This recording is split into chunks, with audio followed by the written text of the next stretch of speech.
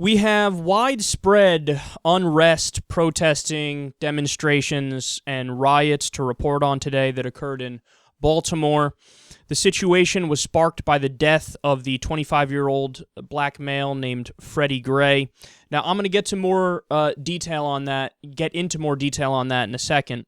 But first, let me give you the extent of the damage from what happened last night.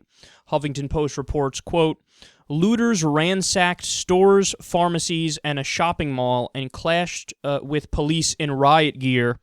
Police said that 20 officers were injured, 6 seriously injured." Now, up to this point, now as I'm coming here live on air talking to you guys, there have been no deaths among the police officers, but they say 20 officers injured, 6 seriously injured. Then there was another article that said 15.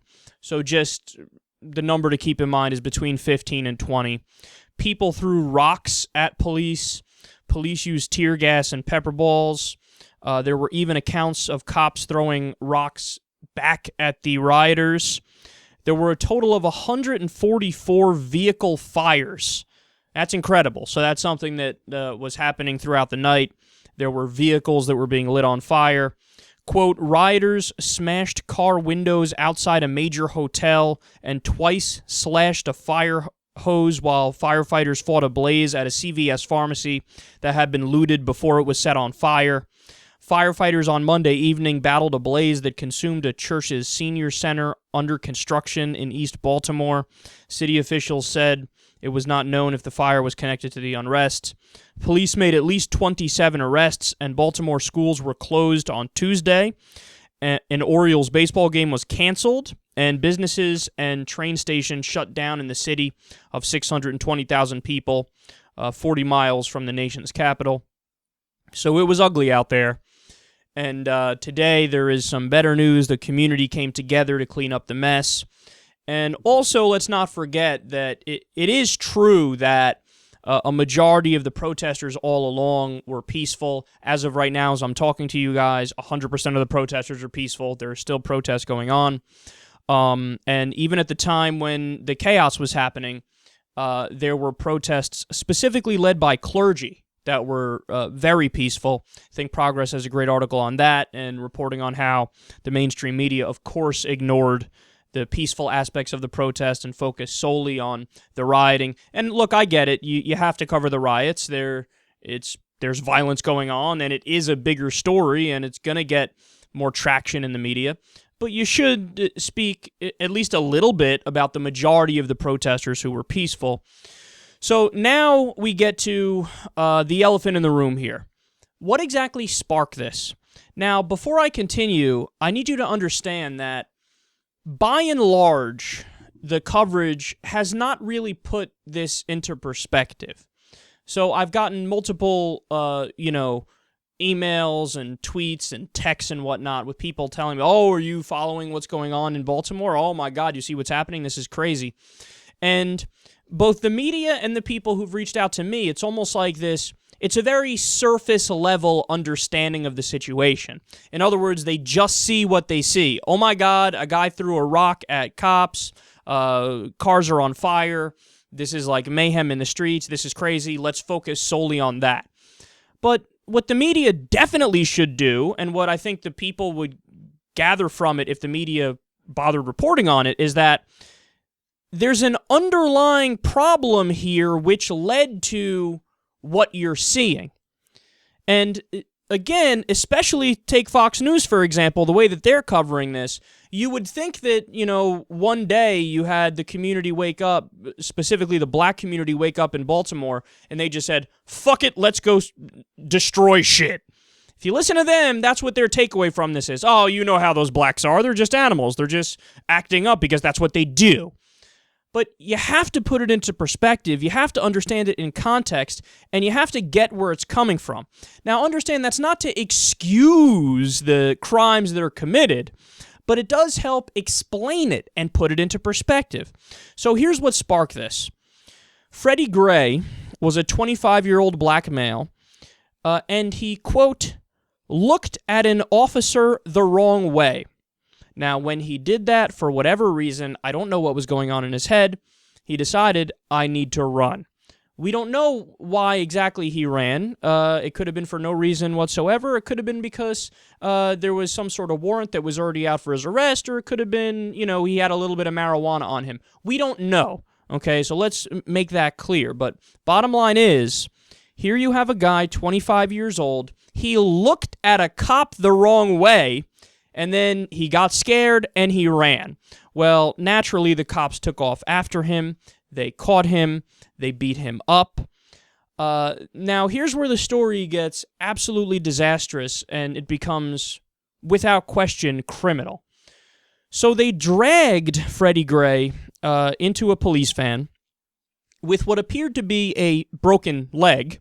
He was crying for help, and they were seemingly ignoring that, and the way they were dragging him was to not be very kind to his injury or to treat him like a human being, let's say. And then when Freddy Gray got in the van on the ride to the police station, his spine was severed.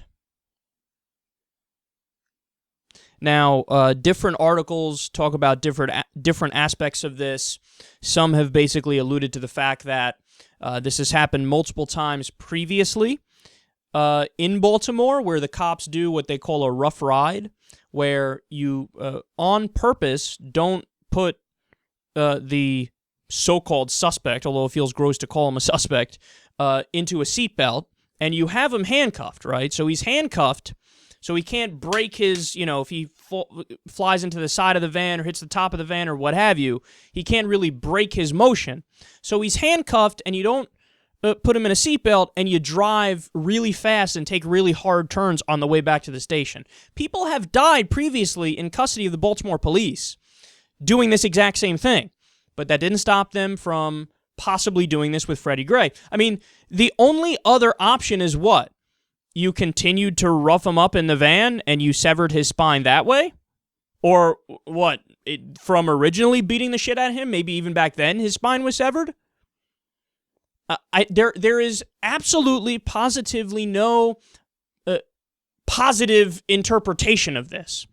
And also, let's be clear here, even if Freddy Gray, let's say he did have a warrant out for his arrest for petty larceny or whatever, or let's say he did have, not only did he have weed on him, he had cocaine on him.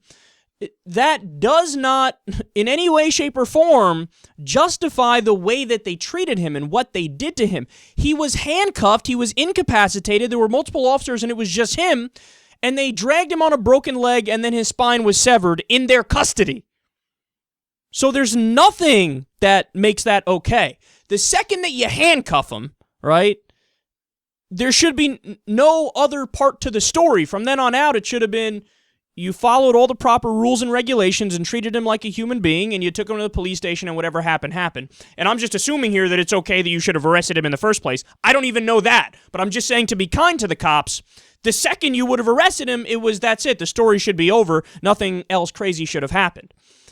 So then there was Freddy Gray's funeral, and then people had it. And they took to the streets. Again, a majority of people were peacefully protesting, but there was a significant number of people who were rioting. So, what's the takeaway from looking at what happened in Baltimore and what's ongoing in Baltimore right now? The takeaway is this. You should, in all seriousness, condemn the riots, because, as Dr. Martin Luther King Jr. says, the problem with any form of violent protest is that it's futile. You're not going to get the desired result, and you turn everybody else against you. So, of course, you should go after, and you should go after the riots, and you should say, look, this is not right. This isn't the best way to attack the problem. It's actually counterproductive. So stand up and speak out against, okay, don't light shit on fire. That should be a given. Don't throw rocks at the police or anybody. Don't hurt anybody, because you're undermining your case. You're losing your moral high ground. So everybody should be on that side of this. But then also you have to remember the original conversation which led to the riot. And another great Dr. Martin Luther King Jr. quote, he said, a riot is the voice or the language of the unheard. And that's exactly what we're seeing here. We're seeing a community that's so fed up, and they're so sick and tired of all the time being treated as less than human and being oppressed and being stalked and being abused, and oftentimes people in the black community who are unarmed get murdered by these police officers, and there's wanton disregard of these people, and they're not even treated like human beings. They're so fed up that that's what led to the backlash that you saw last night.